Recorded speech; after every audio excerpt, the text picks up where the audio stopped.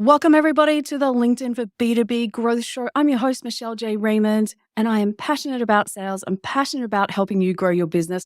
And I have brought my favorite contact from LinkedIn, Mark McInnes. Welcome to the show. Thank you very much, Michelle. I'm flattered that you're your favorite. That's good. You are, because there's not too many people that I can talk sales with. But for those people that haven't come across you, I want to set the scene here. So you are one of the best sales trainers for outbound sales here in ANZ. You are also the author of the Tactical Pipeline Growth Book, host of the Best of Sales Skills podcast, which I've been on, so people should go and look for that episode. You're also the founder of the Sales Development as a Service. You live and breathe prospecting, outbound selling, and new business. And that is what I want to talk about today. I want to talk with you about, let's be clear, how do we sell more and spam less? And I know you're a huge advocate for this. But before we jump in, I'm going to ask you a question. Do you think salespeople are born or made? Oh, this is a classic, isn't it? I know they're made. If you'd asked me this when I started my sales career, I would have said they were born. But now I know for a fact that they are made. And the data supports that. So introverts typically are better at sales than extroverts. And I've had to change my approach and the way that I manage my personality when I'm selling to make more money and get more deals. And that includes winding back on typical sales attributes, bit extrovert, bit loud, want to talk all the time. That just doesn't work. And I think if salespeople were born, you'd have to say that did work. And I know it does. When I first thought about that question, I was adamant that they were born, not made. And then I thought about my own journey. So going back 20 odd years ago, I started in customer service. And then I evolved because I wanted to be face-to-face to my customers. So that's how I fell into sales. And then I loved it because from then on, I could be face-to-face. And for the next 20 years, I spent selling. So for people that are listening in today, that means that if you're an introvert, nope, this actual podcast is for you. You are good at sales. What does the research say about making introverts better at sales than extroverts, for instance? So two things. One, selling is all about helping your clients or your customers. And the best way to help them is to figure out what it is that they want. The best way to get that is through a conversation where you do less talking and they do more. Introverts like that scenario. Extroverts find that hard to get there. The second thing is that introverts typically like systems and processes. If you follow systems and processes in sales, instead of being a maverick, you've got a higher chance of closing a sale and finding an opportunity, opening it, using some systems and processes to make sure they're the right potential, using systems and processes to present your proposal, using systems and processes to close, using systems and processes to manage your customer retention. Introverts love that stuff. Extroverts go, I'm just going to freestyle, man. And one of them will build repeatable, scalable sales teams. The other one will be awesome one week, terrible the next. I think that if we go back to the 90s when it was all about let's go out on the long lunches or the cruises or there was money to spend and we would be at restaurants, then it was the extrovert's dream in sales. I've seen a power shift over the last, especially 10 years when Google became really powerful. You've got the world at your fingertips. So I think there's been a power shift to the buyer now away from the seller. And from my personal experience, what I found was people would do all of their research. And then when they just wanted to know the final 20% of the info, like logistics or pricing or when could we deliver, then they would ask me for my input. I want to talk about outbound sales because there's a really active process going on, I think, with buyers where they're trying to get around sellers, especially bad sellers. And I would love my listeners to actually have all the tips and tools from an expert like yourself so that they can have some good processes in place. Now, we're going to start with what's spamming, what's selling on LinkedIn, because I assume that everybody knows what's a good process on LinkedIn. But given the volume of spam that I get into my inbox on LinkedIn, I don't think this is the case. So I never want to assume that my audience knows. So what's spamming and what's not on LinkedIn? Okay, so what's your definition of spam? Let's start with that, maybe, right? For me, it's always the wham, bam, thank you, ma'am. The message that you get that's completely out of the blue with no relationship, no context, and it is in your face with, I want this from you. And it's repetitive typically. It is relentless sometimes, and it's bombarding is how it feels. And there's no personal relationship there. There is no research done on their behalf about why I might be interested. It's almost like just a numbers game. And so that for me is how I would define spam. How would you define spam? Well, spam, as defined by the 2013 Spam Act, says that an unwanted message that isn't relevant. So if I was sending you a message, regardless of how I'd worded that message, Michelle, and said you need a new podcast tool, that's not spam. It doesn't matter how I present it. It doesn't matter whether I pitch and then send you a connection request, because it's reasonable for me to assume that you would want a new piece of technology to help make your podcast better. Makes So sense. that's a business-to-business outreach. Now, if I do it badly, we're going to say it's spam, right? So you have to be very conscious about what it is. So society has created this scenario where you get a text message from the tire repair company. You might have repaired your car tires 4 years ago. You get a text message saying, pay for 3, get 4. And people go, I get spam messages from this tire company. It's not spam, you signed up for it. But we consider it to be spam because it's unwanted and it's considered to be an intrusion. So in the context of that, we need to understand what's making us think that that's spam when it's actually not. So we bought tires from that person. We've given them the approval to send us a text message. If we connected with somebody on LinkedIn, we've given them the permission to send us a message.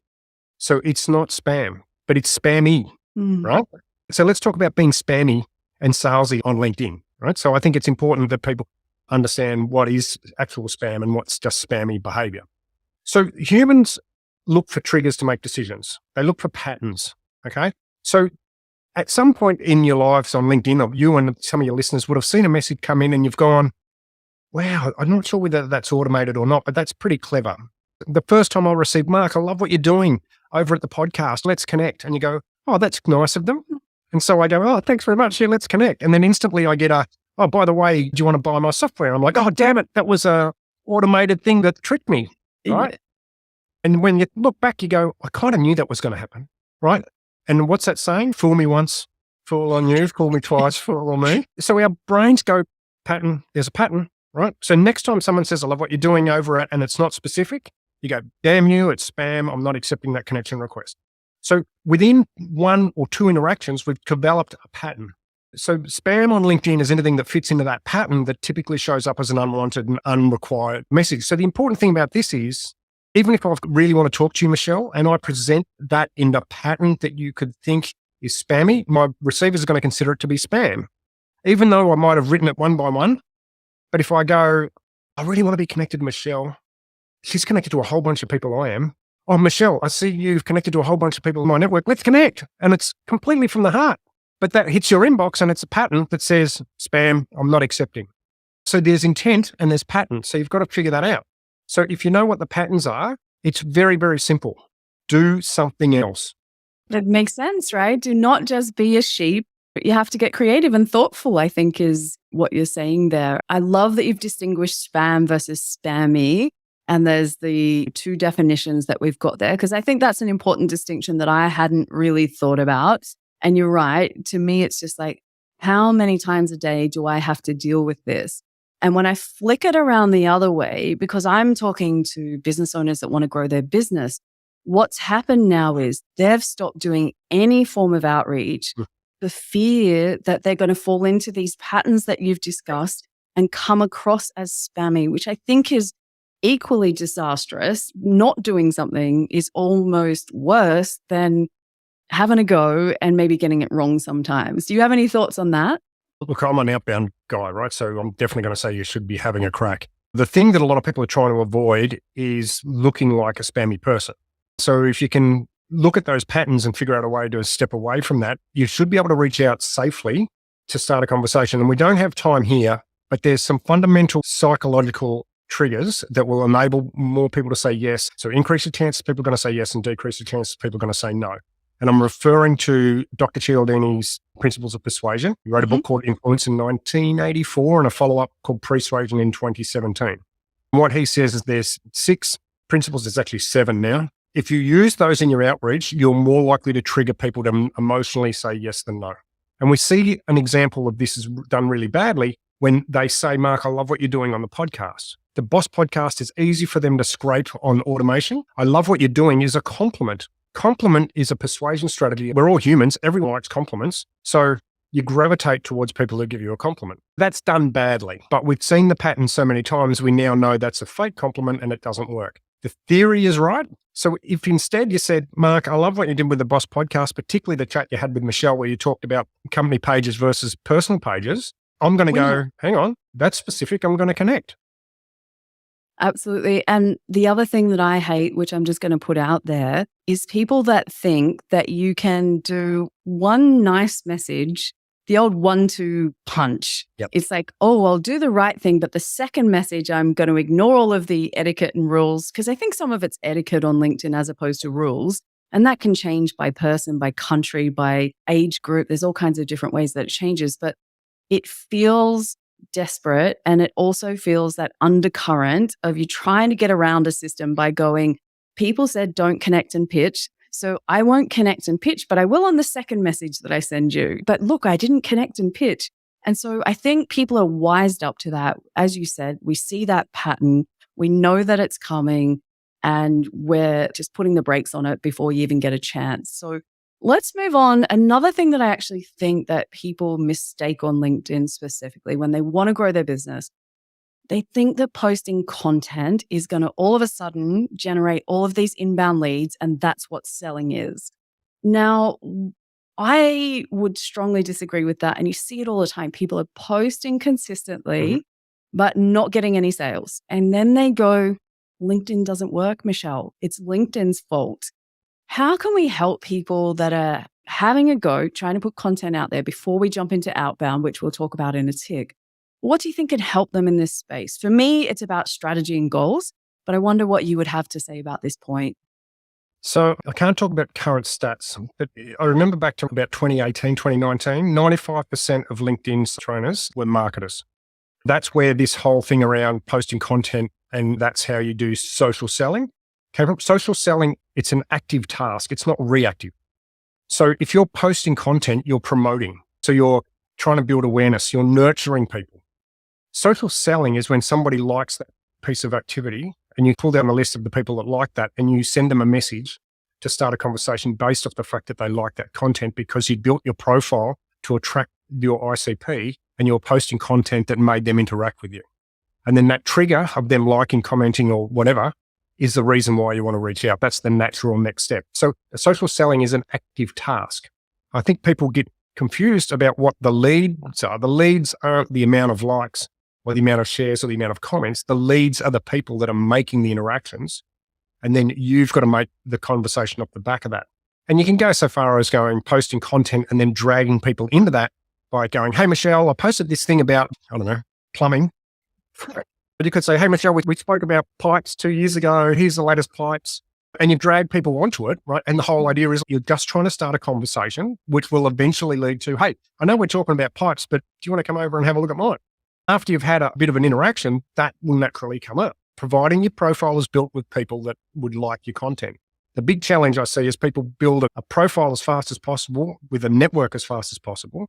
And they put anyone possibly in there, then they post about their pipes. No one cares about the pipes because they've got people that are non-pipe lovers in their network. So no one interacts. It's LinkedIn's broken again. And this is the thing that I say to people, especially those that are in engagement pods, call them what you want. They've got all kinds of different names these days.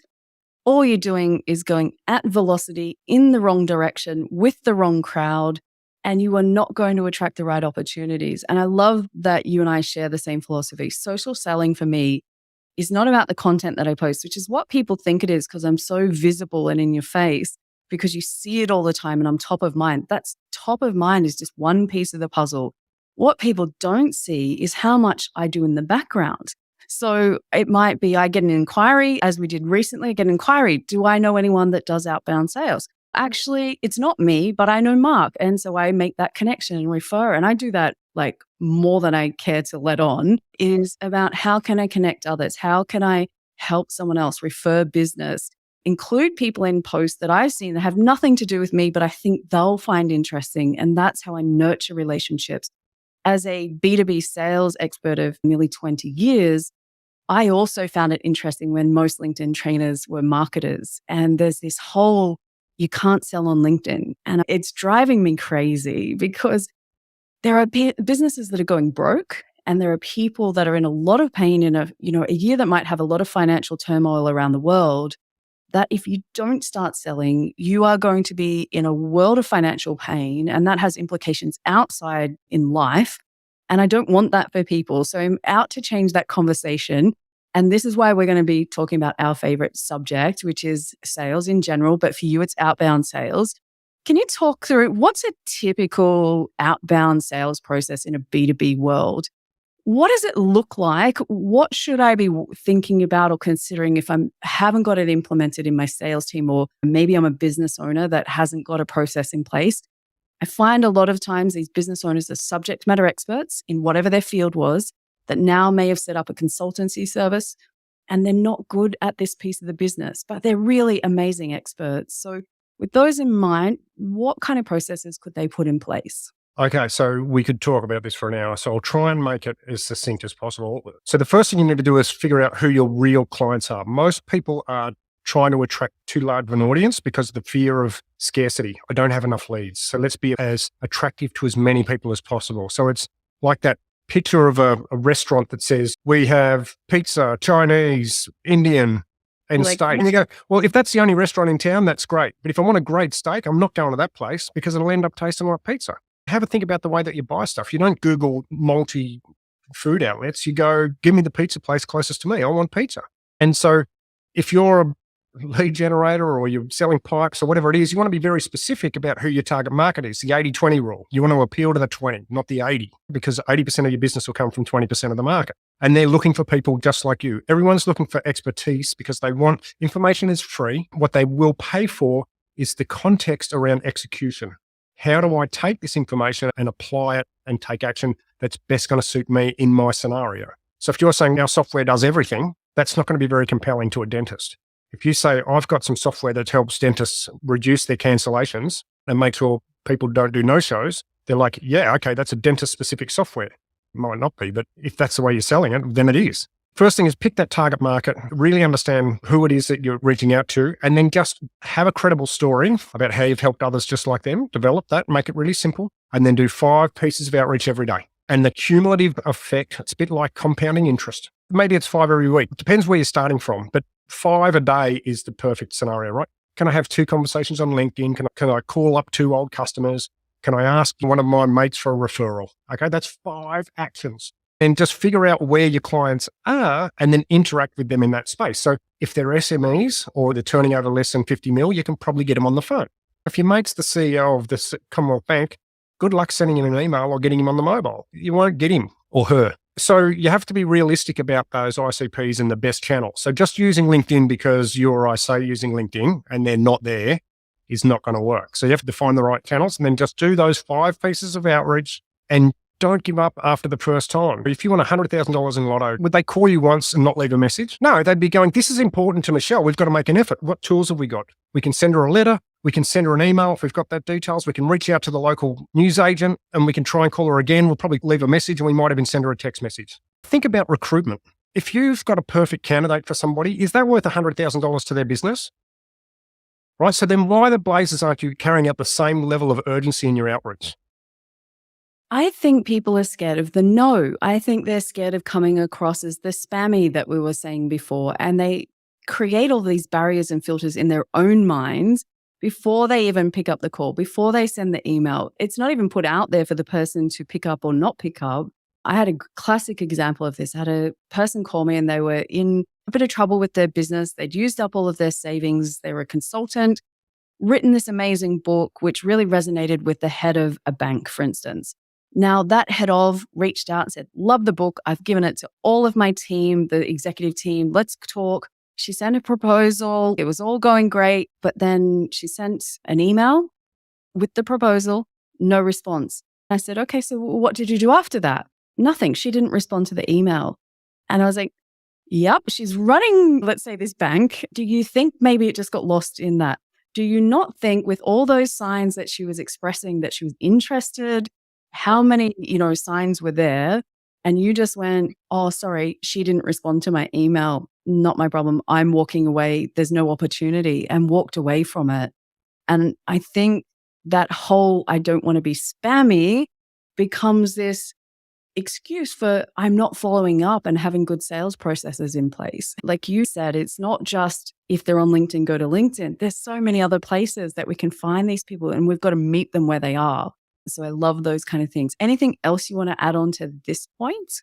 People are busy. And if you believe it's important, then it's worthwhile chasing. It's as simple as that. The minute you stop doing outreach is the minute that you stop believing that what you've got is worthwhile. And if you are honest about what it is that you've built or you're selling, you know that it's going to make a significant difference to somebody's business outcomes.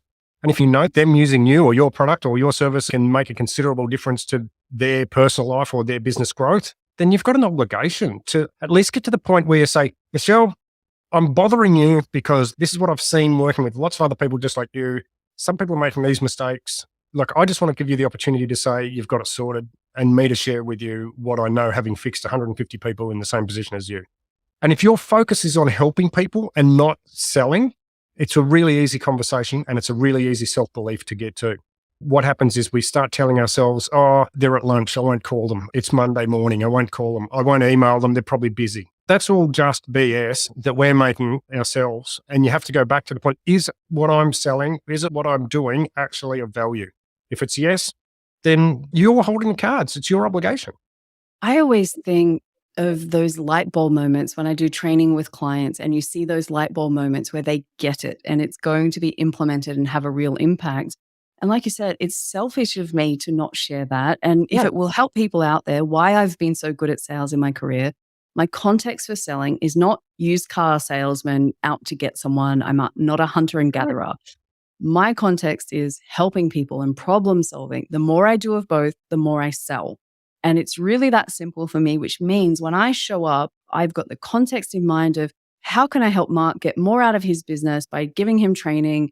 And I'm confident that what I've got will make a difference. So why would I keep it to myself?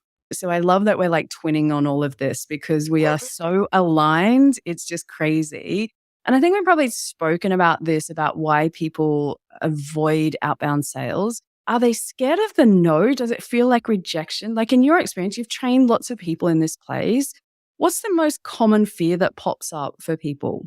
Sales managers will tell you that the sales team are just lazy. And that's what I hear when I go to talk to teams all the time. Oh, they're just not doing enough outbound functions. And what I'm saying is, well, what credible reason are you giving them to get out there into the marketplace? Most salespeople just fail to have the right credible reason, right narrative to go out. And what happens is, as I said before, people focus on too wide a market. So they find it difficult to be compelling to everybody. But if you break it down into small sections and go, you know what?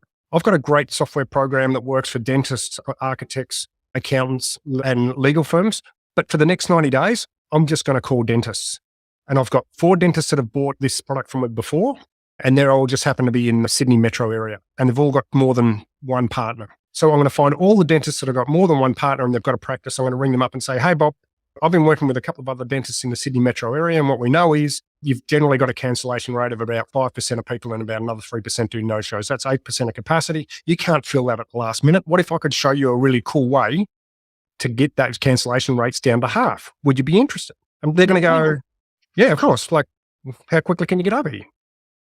I think for me, even in my own business, when I first started out, and as you know, I was always talking about company pages, company pages, company pages. And then I freaked out for a little bit because it was early on in my business and no one else liked company pages. So then I was like, oh, I could just do LinkedIn training and don't worry about company pages. No one likes them. So I'm just going to go over here and I'll sell anything to do with LinkedIn because I know all of it, pretty much. I know how to use all of LinkedIn. And I was like, yeah, I'm going to do this. Sounds like a great idea. And thankfully, I've got my LinkedIn bestie, Michelle Griffin. She's like, oh, no. You're staying in your lane. And for me, it was the scariest thing I've ever done. I'm not going to lie. It was not easy. But by having that focus, all of a sudden I stood out in the crowd. And what I love about your process, if in the dentist example, if you call those 5 dentists or make that contact with 5 dentists, you'll hear what their objections are. And you'll get very quick at learning how to handle those. Because on the next call, you will go, actually, I know what you're about to say, and I've already prepared an argument for it. And so this is why sticking to one thing, I think that is just a brilliant process that I've used myself. I can see your head nodding here. What would you love to add to that? Because you and I get so excited about this, and I'm like, I better let you speak. You are the guest, right? I just want to reinforce your point from the side, and that is, The more of these conversations you have, the more you sound like the expert. And everybody wants to get to the point of being a trusted advisor. If you use that example of where we could sell our software into 4 different verticals, but we've just chosen one. By the end of the first week, if you've had 5 times 5 conversations, 25 dentist conversations, believe me, you're going to know more about, or as much as the way they run their practice around the software application, not every other part. But you only need to be an expert at your piece. So when people go, how do they do this? Well, we know some people do this, some people do that. Some people use this software. We've spoken to such and such who's only got this many cancellations and he manages it this way, but that's going to cost way too much. So straight away, they're like, oh, I didn't know that. And you go, well, this dentist is looking to move. Maybe you could hire that. So straight away, people are like, this person's an absolute expert in this field. And it becomes easier for them to recommend you, refer you. It's easier for you to use introductions. Hey, I was talking to Mary. She suggested I should give you a call because you've just opened this place and she thought you might have had a similar problem. Like, it just becomes so much easier.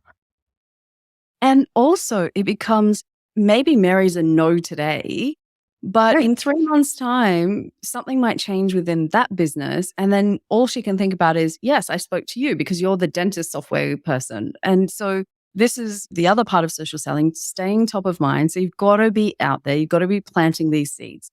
Then we do the nurturing. And then at some point, these things come off or they don't. And that's fine. It doesn't mean anything personal. And I think that's a lesson that people who want to get good at sales, none of it is personal. The wins aren't personal. The losses aren't personal. It is just a business transaction where you are able to facilitate something, an exchange, where you can solve someone's challenges and they give you money in return. And that's as simple as it is.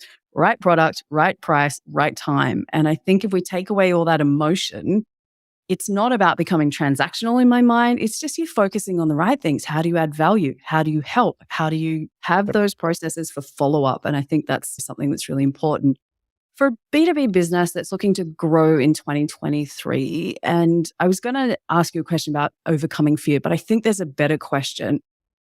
Is it up to management to set the team up for success and have these reasonable KPIs? Or is it up to the person doing the outbound sales to really have that initiative and drive it themselves?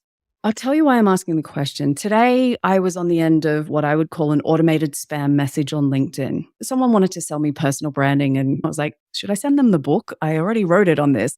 But they hadn't read my profile. It had Michelle J's. They hadn't even changed my name to just say, hey, Michelle. So there's all the classic signs. And I got angry. I got triggered because, again, the pattern, as you said before. And then I wanted to launch back. You should know better. You're selling personal branding. But then I stopped. And I was like, there's a manager behind this person. There is a business owner behind this person that is encouraging and rewarding this behavior. And I just wonder, is it chicken and an egg or is it everyone together? It's the manager's fault or the business owner's fault, but it's understandable. So I'm giving them a free pass. As a sales manager, and I was a sales manager with a relatively small team, less than 20 salespeople. So I ran the entire sales marketing business. So I had my head across every part of the sales function. Knowing what I know now, and things are a bit harder in the last 10 years since I've been out by myself in outbound, but you need to have a dedicated leader in the outbound space because things change so quick. We're talking about LinkedIn, but some of those connection messages we spoke about earlier would have worked 12 months ago. Now they don't. If you're a sales manager, you can't adjust your playbook every 6 months because you're also doing everything else. There's a lot of things to get your hands across. So you look for the easiest and most likely right answer. And if you use ChatGPT as an example, if you put in their LinkedIn connection message, you will get the absolute worst LinkedIn connection message on the planet because it's going to source the most popular, not the right answer. So as a sales manager with limited time, we go to Google, we go to HubSpot, outbound sales, outreach, social selling. What infographic can I flick through and give to my team so they've had a social selling training course and they can start using LinkedIn? And that's reasonable. But what happens then is that's where the spam starts. And we've found that if you don't have teams of 5 or more doing outbound, you have to have a dedicated leader. And if you've got teams of less than 5, you have to be nurturing those individuals because there's typically 1s or 2s, SDRs or outbound reps feeding BDMs or AEs. You need to be really supporting them more than what you'd probably like. So that's a real challenge. So in a lot of cases, that's where the outsourced SDR functions really come into play, which of course I own one. So just disclaimer. No, that is totally fine. Do you have a ratio between outbound to inbound? Is it 50-50, or is there no one size fits all like most things in life? Or is there, in your experience across many years that you've been selling in your own business and helping others, what kind of stats do you think that works best around that? Yeah, so like everything in sales, the answer is it depends. How easy are they to get to, the prospects? What's your close ratio? So meetings versus close. How long does it take for you to close? And what's the average fulfillment time? If you're selling to dentists, then I can probably book you 5 dentist meetings a day selling software in a scenario that we just gave there. You can't go to those meetings if you're a 3 or 4 person software team. A quarter of an SDR could keep you busy forever. But if you are trying to sell to the top end of town, then you're going to get 1 meeting a week, maybe. But if you're at the top end of town, you're probably selling something worth a couple of $100,000 and the sales cycle is longer and your presentations are more complex and they need to be to win the business. There's more stakeholders. So the whole process probably moves slower. It depends on where the leadership's focus is. If they're very good at the outbound, they'll have less SDRs because they'll be sharper.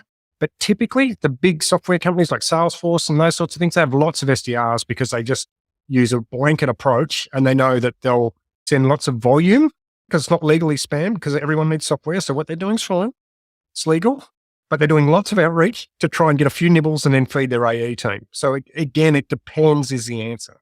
But look, if people are thinking about that, I'd be happy to have a chat and just give them some oversight. Yeah, for sure. Because I just think what I want people to realize is that there isn't a one size fits all. Nothing I tell people ever is a prescription. And I'm sure that you do the same, because in B2B, we've got to have a look at exactly all the things that you said. What are the times of products, the life cycle, the sales cycle that we're going through? All these kind of factors come into play, and how quickly you need that growth, because there are some people that are going to be really desperate. 5 a day is not going to be enough for you to get results. I've seen people do like 800. They just automate it all out and know that they'll only get 2 or 3 bites. And that's fine because they're going to send 30,000 over time, which is something that does my head in. But I won't go there because that is a conversation for a whole podcast in itself. Mark, I love to give people an actionable tip, and you are the guru of all things outbound sales.